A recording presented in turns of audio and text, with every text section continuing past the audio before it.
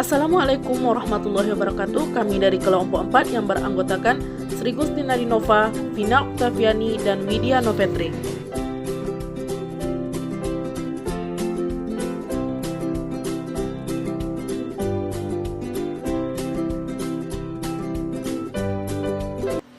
Pengertian penilaian psikomotor. Menurut Bloom tahun 1979 berpendapat bahwa ranah psikomotor berhubungan dengan hasil belajar yang pencapaiannya melalui keterampilan manipulasi yang melibatkan otot dan kekuatan fisik. Menurut Singer tahun 1972 menambahkan bahwa mata pelajaran yang berkaitan dengan psikomotor adalah mata pelajaran yang lebih berorientasi pada gerakan dan menekankan pada reaksi-reaksi fisik dan keterampilan tangan. Keterampilan itu sendiri menunjukkan tingkat keahlian seseorang dalam suatu tugas atau sekumpulan tugas tertentu. Dan menurut Mardapi tahun 2003, keterampilan psikomotor ada 6 tahapan, yaitu gerakan refleks, gerakan dasar, kemampuan perseptual, gerakan fisik, gerakan terampil, dan komunikasi non-diskursif.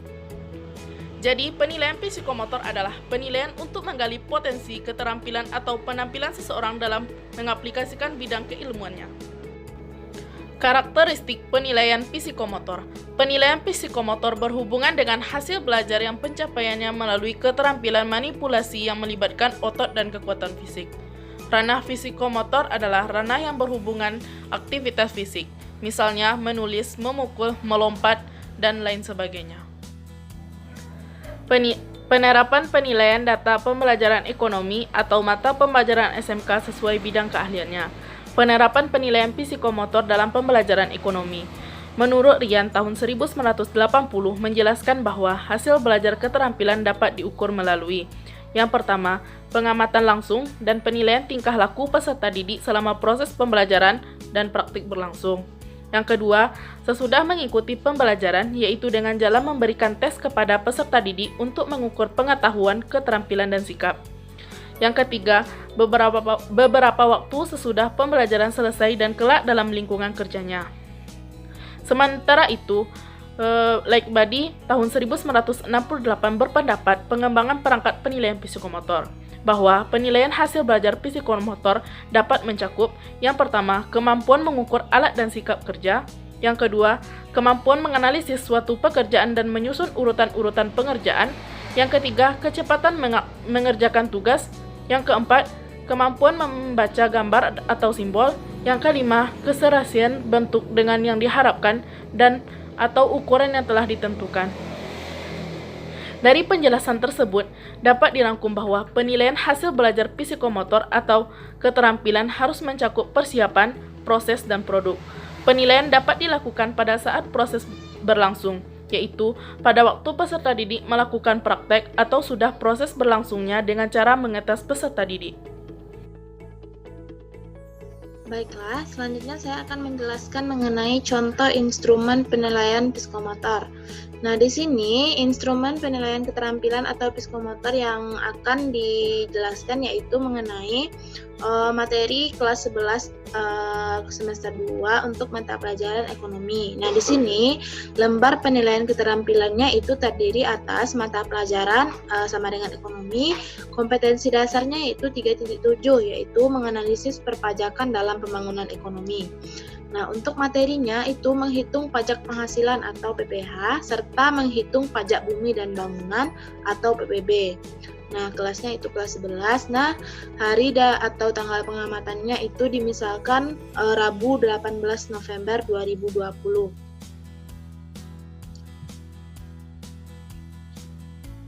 Nah, ini contoh lembar pengamatannya. Ada nomor, nama, sikap, jumlah, nilai, dan predikat. Nah, untuk sikap ini nanti akan ada 5 penilaian psikomotor yang akan dinilai. Nah, di sini akan ditulis rentang nilai untuk keterampilan atau psikomotornya mulai dari 1 sampai dengan 5. Nah, ini ada 12 siswa. Baiklah, saya akan melanjutkan materi berikutnya, yaitu kriteria atau rubrik. di mana kriteria atau rubrik adalah pedoman penilaian kinerja atau hasil kerja peserta didik. Dengan adanya kriteria, penilaian yang subjektif atau tidak adil dapat dihindari atau paling tidak dikurangi, sehingga guru menjadi lebih mudah dalam menilai prestasi yang dapat dicapai oleh peserta didik tersebut. Dan peserta didik pun akan terdorong untuk mencapai prestasi sebaik-baiknya karena kriteria penilaiannya jelas. Rubrik terdiri atas dua hal yang saling berhubungan. Yang pertama yaitu skor, dan hal lainnya yang kedua yaitu kriteria yang harus dipenuhi untuk mencapai skor itu. Banyak sedikitnya gradasi skor, misalnya yaitu 5, 4, 3, 2, dan 1, tergantung pada jenis skala penilaian yang digunakan dan hakikat kinerja yang akan dinilai. Baiklah, lanjut kepada rubrik penilaian psikomotor. Nah, di sini adalah rubrik penilaian psikomotor untuk materi perpajakan dalam pembangunan ekonomi untuk submateri PPH dan juga PBB. Nah, di sini dapat dilihat ada aspek penilaian dan juga skor. Nah, di sini aspek penilaian yang pertama yaitu kemampuan bekerja dalam kelompok. Nah, untuk skornya itu ada dari 1 sampai dengan 5. Nah, misalkan untuk nomor 1 itu skor untuk 5 jika siswa tersebut mampu bekerja sama dengan semua anggota kelompok. Nah, sedangkan untuk 4 itu siswa mampu bekerja sama dengan beberapa anggota kelompok. Nah, untuk skor 3 itu hanya mampu bekerja sama dengan salah satu anggota kelompok. Nah, untuk yang skornya 2 itu hanya mampu bekerja sama secara individu.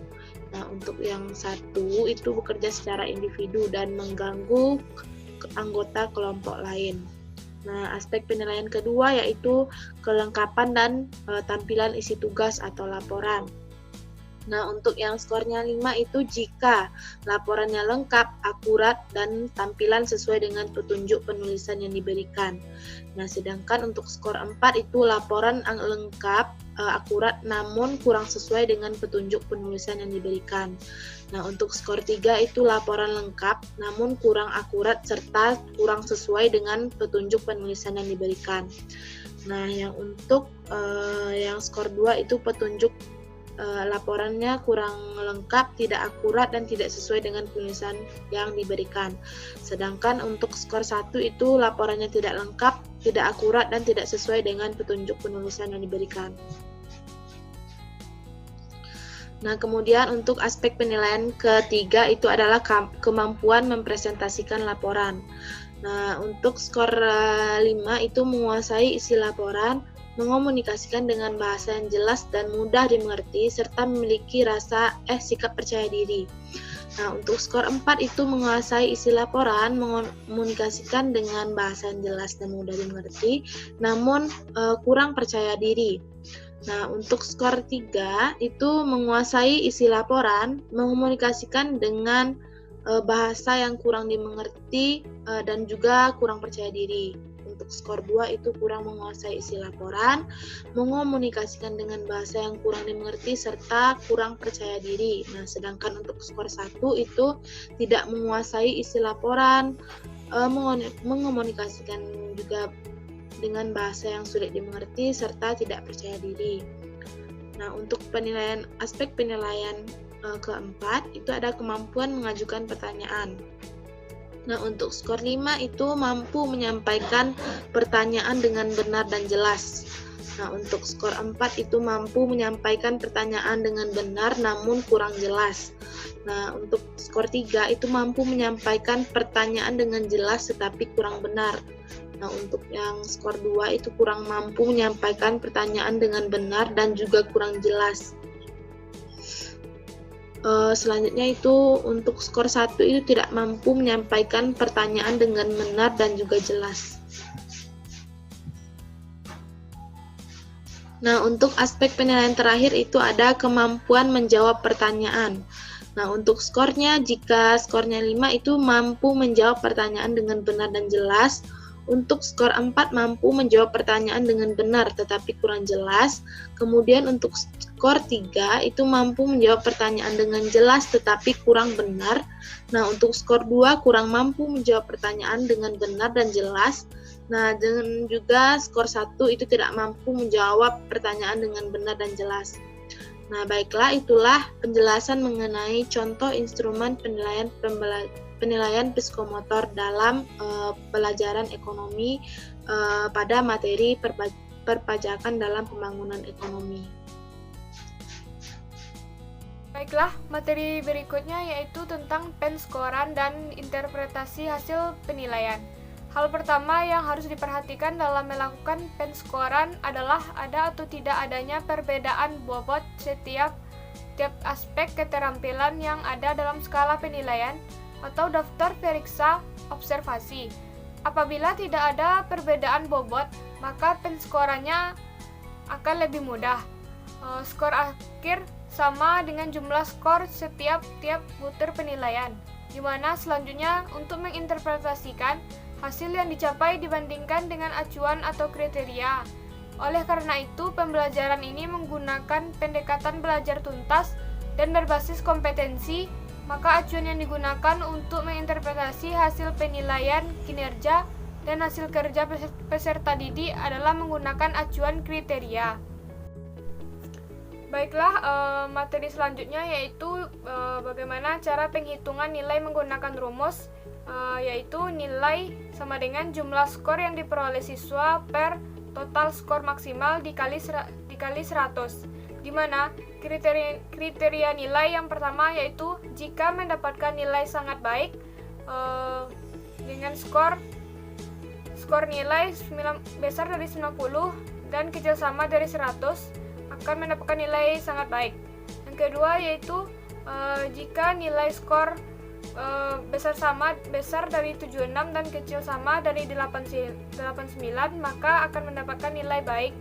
Dan yang ketiga, jika mendapatkan skor nilai besar sama dari 65 dan kecil sama dari 75 maka akan mendapatkan nilai cukup. Dan yang terakhir, jika mendapatkan skor kecil dari 65 maka mendapatkan nilai kurang. Baiklah, hanya itu yang dapat saya sampaikan. Sekianlah materi yang dapat disampaikan oleh kelompok 4. Kami ucapkan terima kasih. Assalamualaikum warahmatullahi wabarakatuh.